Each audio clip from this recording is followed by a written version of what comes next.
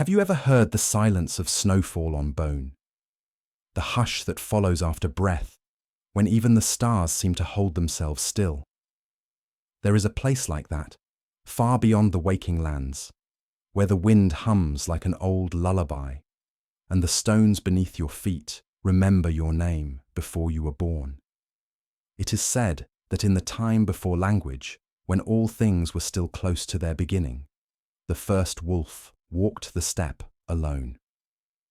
Not in sorrow, nor in search, but in stillness. His paws pressed the snow as softly as moonlight, and his eyes, one pale as mist, one dark as ember, saw both the living and the gone. The land then was wide and unwritten. Grasses bowed to no one.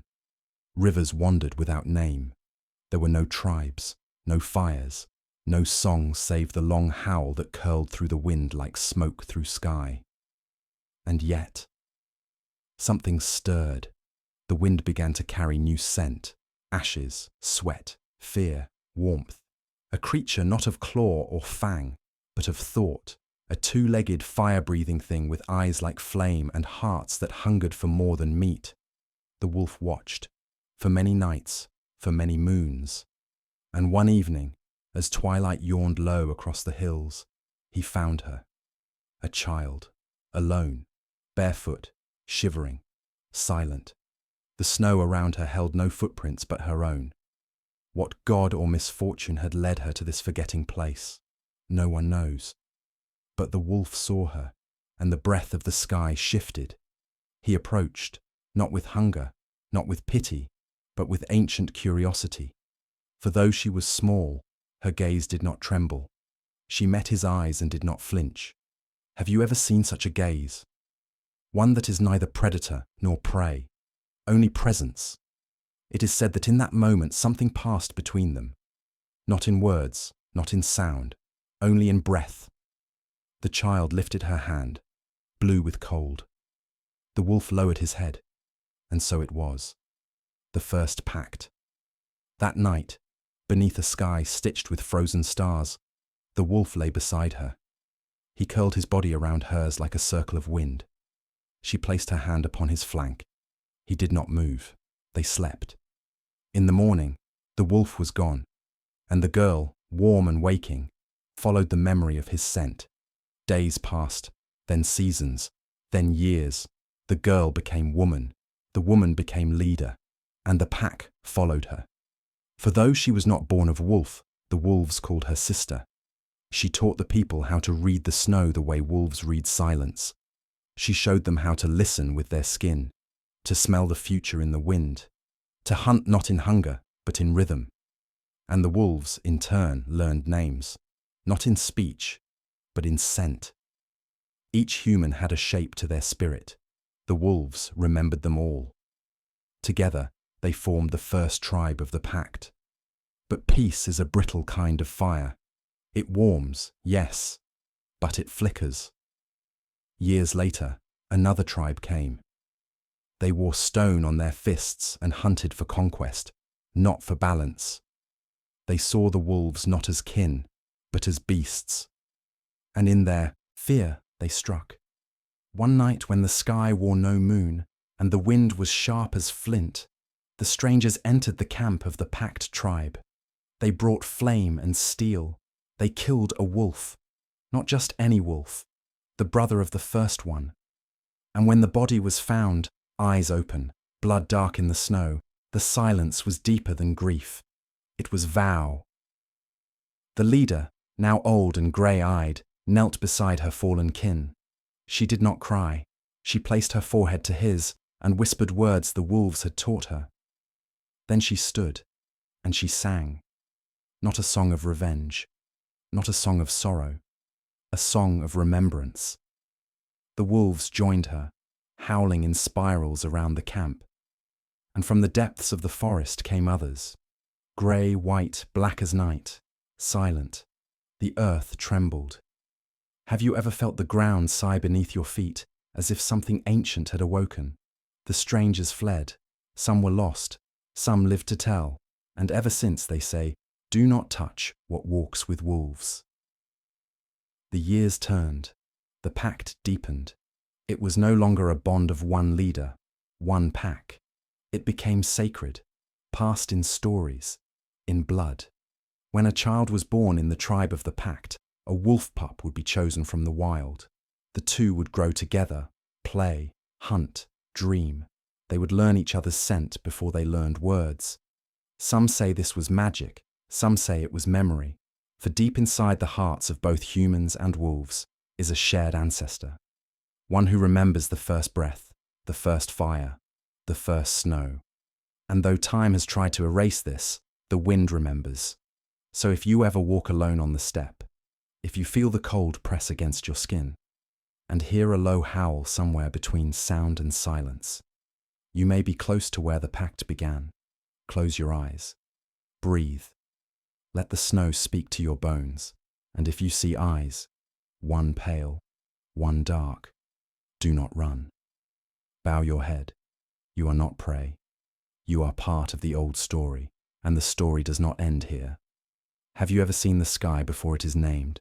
Not the sky above cities, not the one that sits still behind windows, but the true sky, the kind that drifts in silence, stitched with birdsong and ash, where clouds move like breathing gods and stars arrive like old memories.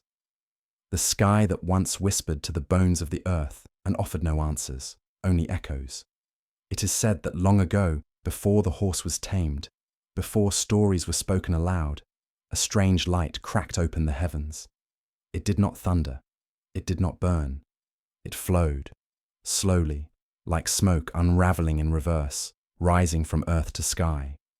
The people of the steppe watched it curl across the twilight, and those who were brave enough to dream in daylight saw something more.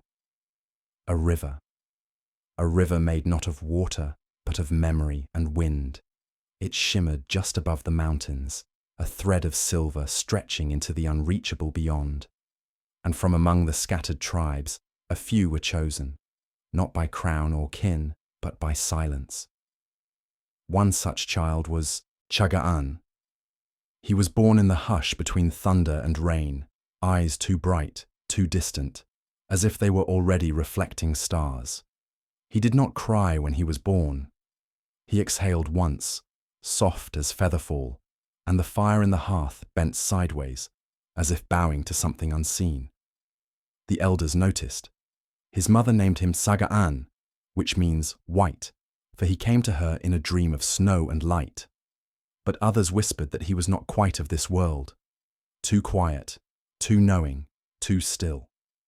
As he grew, birds followed him. Not like pets, not like shadows, but like witnesses. Cranes circled above when he walked. Owls blinked slowly when he slept.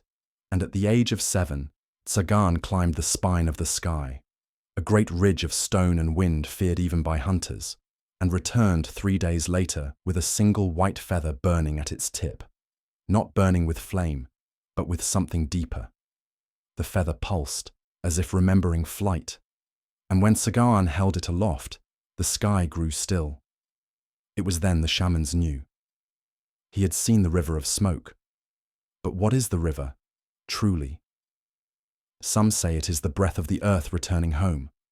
Others say it is the path the ancestors walk, barefoot, bone-light, whispering back to us in dreams.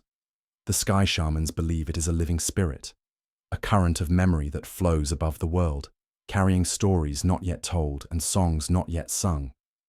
To touch it is to forget who you are and become something older. Chagan was not the first to walk its edge, but he was the youngest and the quietest, and the only one who returned with both eyes still whole. They trained him in silence, not in words but in echoes, not in chants, but in breath. He learned to walk without weight, to sleep with one ear tuned to wind, to speak to stones and wait for their reply. And when he was ready, they gave him the drum, not a drum of war, nor one of dance, but a sky drum made from the skin of a dream stag and the wood of a tree struck by blue fire. He struck it once, and clouds formed. He struck it twice, and shadows shifted. He struck it thrice, and his soul stepped out, not in death, not in dream, in journey. Chagan's spirit rose through his mouth like breath made visible, and it followed the smoke river, curling upward beyond the veil of the stars. There, he saw the ancestors, not as faces, but as flames. He heard their songs, not in words, but in wing beats, and they gave him a gift, a single thread, invisible to the waking world, a thread that tied him forever to the river of smoke. When he returned, he was changed. He walked like mist, moved like dawn, and wherever he stepped, the wind listened. The people called him sky-touched. They came from far lands with questions. Will the rains come? Is my child meant for sorrow or fire? Why do I dream of wolves who speak my name? Chagan never answered directly. He told stories instead, of cranes who remember faces, of fire that forgets to burn, of stars that fall into the hands of children. Those who truly listened heard the answer, but not all welcomed his ways. There were others, earthbound, stone-hearted, who feared what they could not hold. They said the river was a lie, that the sky was too far for mortals, and that spirits belonged in the ground, not in flight. They came with questions sharpened into blades. One night, under a sky swollen with cloud and warning, they entered the sacred tent. But Chagan was not there. Instead, they found only a feather, still warm, still pulsing, and a trail of ash leading upward. Some say he fled, others say he flew, but the next morning, the sky wore a scar of white light across its face, a streak like smoke, like breath, like a road, and the birds followed it. Even now in the deep of winter, when the steppe is silent and the wind forgets its name, you might see it, faint, high, like a memory whispered between stars. The river of smoke, and some say a boy walks there still. Barefoot, drum in hand, telling stories to the sky, waiting for someone who knows how to listen. So if you dream of feathers, if you wake with ash in your hair and a song in your throat you do not know, you may have brushed the edge of his path. Bow your head. Breathe. The sky remembers you, and further still, there is one more story. Have you ever seen a full moon rise over the steppe, when the night is so quiet it almost seems to listen, and the light falls not like fire but like memory? It is not merely a moon, it is an eye, an echo, a promise glowing with all the sorrow and stillness the world has ever known. They say the moon once fell, not forever, not completely, but enough. It dropped low in the sky, heavy with longing, and brushed the mountains with its curved silver cheek. And when it touched the grasslands, the light drained from it like breath from a dream. It did not rise for 7 nights. The stars dimmed, the wolves howled, but no echo returned. Rivers turned sluggish, and the wind refused to speak. Even fire burned colder. Something had gone missing. Some say the moon fell from loneliness. Some say it searched for something it had lost long ago. Some say it was simply tired. Whatever the reason, the earth began to mourn. In a small, forgotten hollow where the land folds into itself like a mother's palm, a girl named Sarangarel stood at the edge of sleep and saw it fall. She was no one special. The quiet daughter of a herder, barefoot and dusk-skinned, with eyes like stone polished by rain. But she had always felt the sky tug at her. Even as a child, she would lie on the roof of her family's yurt and whisper lullabies to the stars as if they were sick with sadness. And sometimes, just sometimes, one would blink back. On the night the moon disappeared, Sarangarel did not sleep. She wandered into the wind, her breath thin, her thoughts thick with ache. And in the pale hush before dawn, she saw her, a horse, standing perfectly still upon a rise of frostbitten earth. White, not the white of snow, but the white of silence. A whiteness that drank in every shadow and returned only hush. Her mane was long and tangled with threads of silver. Her eyes, they were deep, too deep, like mirrors turned inward. Sarangarel approached. The horse did not move. And then, only then, she saw the moon. It lay curled in the hollow behind the horse, dim and pulsing like a heart caught between beats. It had no glow, only weight. The horse stepped aside, and Saranjarel understood. The moon needed to be carried, not just lifted, not dragged. Carried, with devotion, with breath, with balance. She did not question.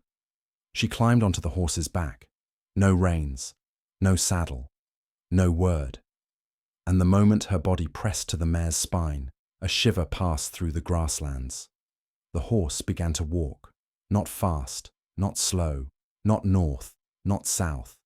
She walked the sky path, a trail only moonlight could remember, and behind her, the moon rolled softly, not pulled, but following, as if it trusted her sorrow more than the stars.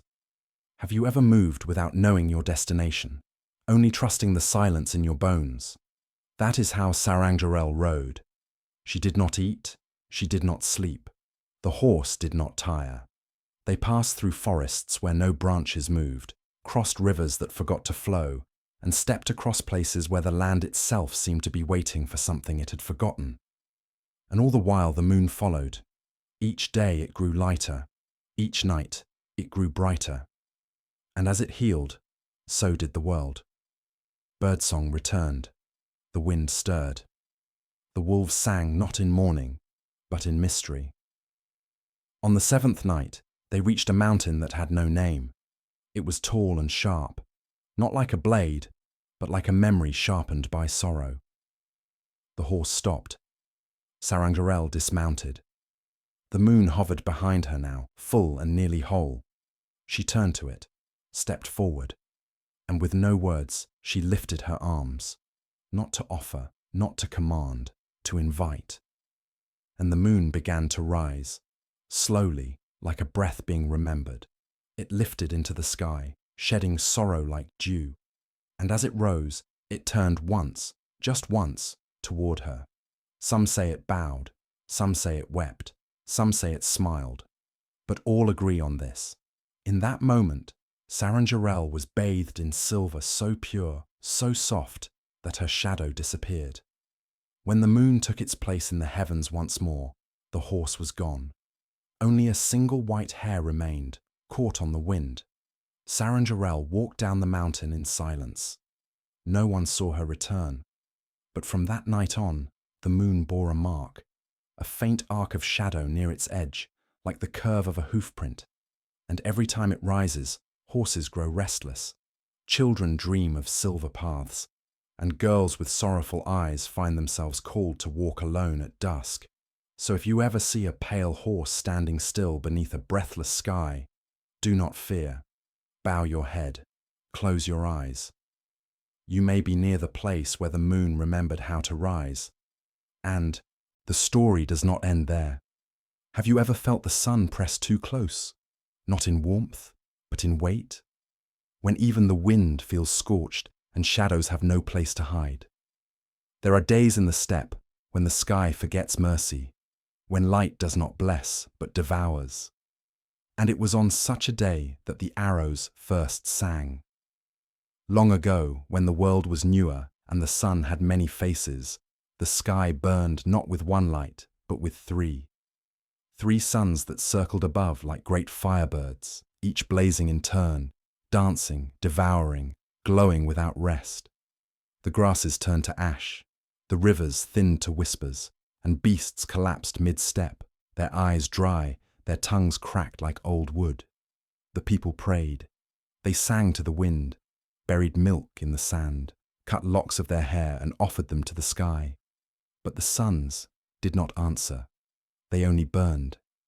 And then, one day, a child was born, in a yurt made of scorched hide and silence, to a mother who had dreamed of fire drowning in snow.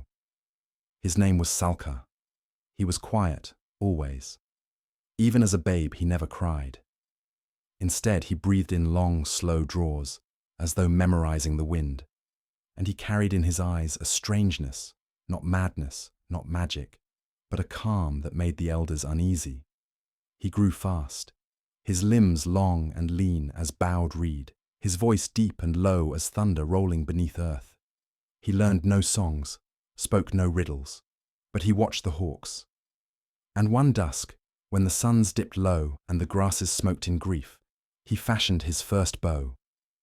Not from yew or horn, but from the spine of a lightning-struck tree. Its string was the sinew of a stag who had died in silence.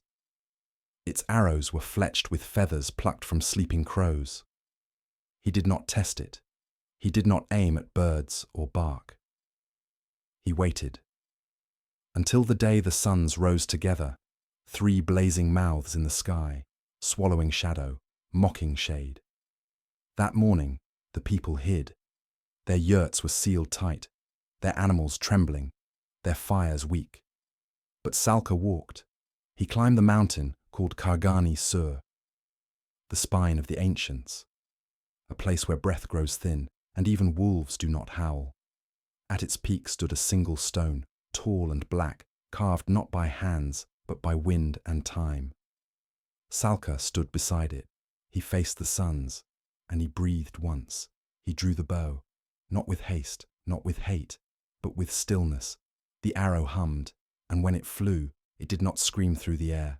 It whispered, a hush so deep it made the fire in the sky pause. The arrow struck the first sun. It did not explode. It did not fall. It dimmed, folded in on itself, and vanished. The second sun blinked. Its light faltered. The people below gasped. Salka drew again. Another whisper, another arrow. The second sun vanished like steam into mist. Only one remained. It flared in rage. The ground trembled. Lightning split the sky in 7 places. But Salka was unmoved. He lifted the third arrow, and for a breathless moment he hesitated. Because in this light he saw the warmth that fed the grass, the glow that guided the herds, the golden hush that kissed the faces of those he loved. To take the third was to take too much. So he bent the arrow, not snapped, not destroyed, only bent. And lo, the third sun dimmed, softened. It shrank into the form we now know, gentle, steady, round. It set behind the mountain, and for the first time in many years, night returned. The stars came out like breath rising from the earth. The people emerged from their shelters. They wept, they sang, and they searched for the boy who had stilled the sky. But Salka did not come down. On the peak of the mountain beside the stone, he lay still, his bow at his side, his chest quiet, his eyes closed as if in deep dreaming. They buried him there, under the stone that had watched it all, and they marked it with his name, not carved, but whispered, for to carve his name would be to bind him, but to whisper it is to set him free. Even now, when the sun feels too harsh and the sky begins to forget itself, some say you can still see him, a boy on the ridge, a bow in his hand, a whisper on the wind. So when the heat presses too deep into your skin and you find yourself longing for shade that does not come, remember Salka. Close your eyes. Breathe in once, slow and long, and the hush will find you.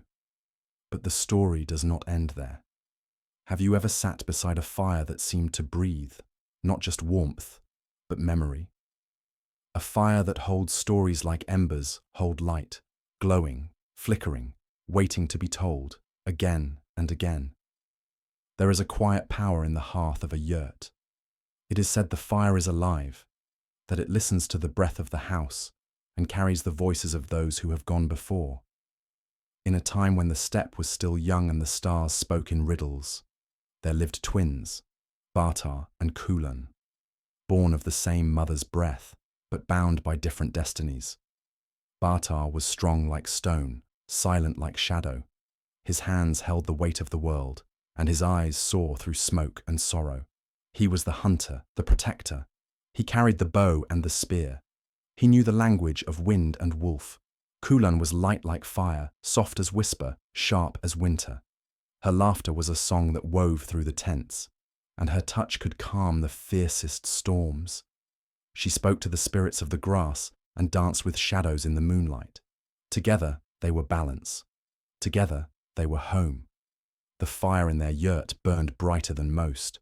Not because it was larger, but because it held the rhythm of their lives, the deep hush of their breath, the pulse of their hearts. But life on the steppe is never still, not for long. One bitter winter, when the snow lay heavy as sorrow, and the wind cut sharper than any blade, a sickness came. It whispered through the tents, turning breath to frost and laughter to silence. Batar fell first. He did not complain. He only sat by the fire, his eyes dark and deep as a mountain lake. He watched the flames flicker, as if waiting for a story to save him. Kulan stayed close. She sang to him, soft songs, old songs, carrying the smoke and light in her voice. But as the days waned, Batar grew colder. The fire in his chest dimmed. On the night when the moon was hidden behind clouds, and the cold seeped into the bones of the earth, Batar whispered to Kulan. "Do not weep," he said, "for the fire must burn itself out, so that new flame can be born." Kulan nodded, though her heart was breaking. She sat beside him, holding his hand, and watched the fire die. When he breathed his last, she reached into the ashes and found a single ember. Not red, not orange, but glowing with a quiet blue light. She cupped it in her hands. It did not burn her. Kulan understood. The fire was not gone. It had only changed form. She planted the ember at the heart of the yurt, and every night she tended it. She told the stories Batar had loved, of wolves who ran beneath the stars, of skies that cracked open like eggshells, of horses that carried the moon. The fire listened. It grew, and in its light, Kulan felt him still. The other clans began to notice. They came to her yurt, not with weapons, but with questions. "How do you keep the fire alive?" they asked. Kulan only smiled. She said, "The fire is not mine. It belongs to those who remember." And so, the fire became sacred, a living memory, a bridge between the past and the future. Sometimes, on cold nights, travelers say they see the blue ember flicker in the distance, a light that does not belong to any hearth, but to the endless steppe itself. Some say it is Kulan's fire. Some say it is Batar's breath. Some say it is the fire of all those who have loved and lost, burning softly in the heart of the land. So if you ever find yourself near a yurt with a fire that seems to hum with ancient song, sit close. Listen. For you may be near a story still burning, waiting to be told again. But listen, there is yet another name whispered in the wind. Have you ever felt the earth breathe beneath your feet? Not the shallow breath of wind through leaves, but the deep, slow sigh of the mountain itself, a pulse older than memory, heavier than silence, like the heart of a sleeping god. Long before horses thundered across the steppe, before yurts rose in circles and fires sang of ancestors, there was a mountain that watched the world with eyes of stone. They called it Altan Kairhan, the Golden Mountain. But its gold was not bright or shining. It was the gold of deep veins, of buried secrets, hidden in the bones of the earth. Beneath this mountain, it is said, lies a dragon, not made of flesh and blood, but of stone and shadow. A creature who does not sleep, but waits, whose breath is the slow turning of earth itself, whose heartbeat is the tremor in the land when no wind blows. They say the dragon listens, not with ears, but with patience, not with eyes, but with memory. And once, long ago, a child came who could hear its voice. Her name was Enebish. She was the daughter of a shepherd, small and quiet as a snowfall. Her eyes held the grey calm of storm clouds, and her steps were light as whispered prayers. Enebish had a gift, or a curse, depending on who tells the tale. She could hear the stones, not the clatter of rock against rock, but the soft, secret language beneath. The hum of ancient breath, the murmur of time, folded into granite. One evening, as dusk folded its violet cloak over the steppe, Enebish wandered farther than usual, chasing a melody only she could hear. It led her to the base of Altan Kairhan. The mountain loomed like a sleeping giant, its jagged spires cutting the sky into shards. There among the rocks, she heard the dragon's breath, a slow, steady rhythm, like a heart beating deep underground. Enebish sat on a cold stone and whispered, "Who are you?" The silence answered, but not emptily. It hummed with something vast and patient. For 3 nights she returned. Each time, the voice grew clearer. Not words, but feelings. Not commands, but invitations. The dragon spoke of time beyond time, of stones that remember light and shadow, of fire that does not burn but shapes the soul. One night, the mountain shook, not violently, but like a slow awakening. Enebish felt the earth beneath her tremble, felt the breath of the dragon stir. She closed her eyes and reached out her hands. The stones beneath her fingers pulsed, warm, alive. And then she saw, not with her eyes, but with her mind, a vision of the steppe, endless and green, of herds running like rivers of muscle and wind, of fire rising from the ground in spirals, and of the dragon's shadow weaving through it all. The dragon was not just a creature, it was the spirit of the land itself, ancient and endless. Enebish understood she was chosen, not to tame, but to listen, to carry the dragon's breath in her heart. She returned to her village, carrying stones warmed by unseen fire, and stories that no one else could hear. The people called her the Stone Whisperer. They sought her out for wisdom, for healing, for guidance. But with power comes loneliness. Enebish grew distant, her eyes filled with the vastness of the mountain's memory. She walked like shadow, spoke like wind, and sometimes vanished for days into the hills. One winter, when the steppe was buried beneath a blanket of white, a great danger came. A band of hunters, desperate and cruel, followed the scent of fire and shadow to Altan Khairhan. They sought to claim the mountain's treasure, not knowing it was the breath of the dragon itself. They struck at the stones, breaking them with axes and fire. They dug deep into the earth. The mountain groaned. Enebish rushed to the dragon's heart. She placed her hands on the wounded earth, singing a song not made of words, but of breath and silence. The dragon stirred. The earth trembled. Rocks cracked and shifted. A great roar, not of fire but of stone, echoed across the steppe. The hunters fled, their bodies broken by falling stone and shadow. And from that day on, the mountain was sacred. No one dared disturb it again. Enebish disappeared into the mountain's mists. Some say she became part of the dragon's breath, forever listening, forever waiting. And when the wind blows just right, and the stones hum beneath your feet, you might hear her voice. Soft as snowfall, deep as the earth's heart. So if you find yourself near the Golden Mountain, close your eyes. Breathe deeply. Listen for the dragon's breath. And remember that some stories do not end. They only sleep. But the story does not end here. Have you ever felt the weight of old stories settle gently on your chest, like the warmth of a woolen blanket, woven not of threads, but of breath and memory? When the night is still and your body rests in silence, that is when the steppe speaks. Softly, slowly, through the dust of stars and the hush of wind. Now you have walked its forgotten paths. You have stood beside the first wolf and heard the silence of his vow. You have watched the Sky Shamans follow the river of smoke into the breathless beyond. You have seen the moon rise behind a silver horse, carried by the sorrow of a girl who never asked why. You have heard the song of an arrow pierce the burning suns, and you have sat beside the fire that remembers love in all its forms.